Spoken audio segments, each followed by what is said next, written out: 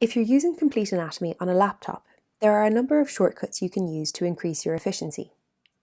In this video, we'll discuss shortcuts for Mac, but many of them are available on PC too.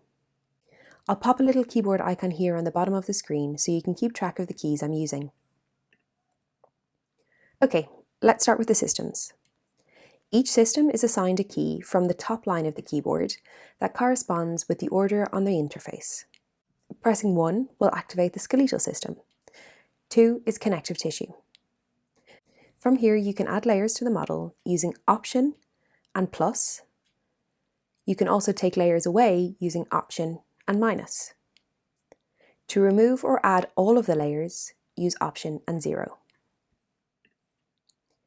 Selected structures can be removed one at a time with the backspace or delete key. Multiple structures can be selected by holding down the Command key while using the mouse to select structures.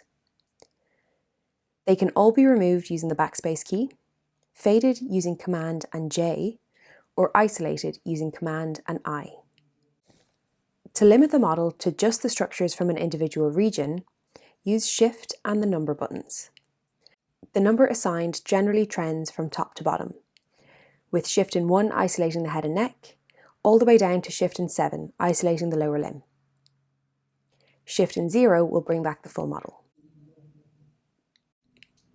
To rotate the model, use the arrow keys. Using Shift alongside the arrow keys will pan the model across the screen. Option and the left or right arrow will rotate the model on its vertical axis.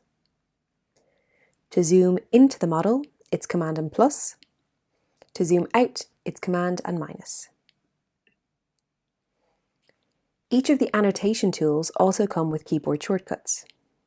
The pen tool is activated when I open the Tools menu and press P.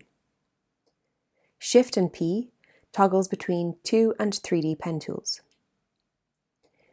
L will activate the Labels feature, and T will add a text box. It's C for the Cut tool, and Shift and C will cycle through the Cut tool options.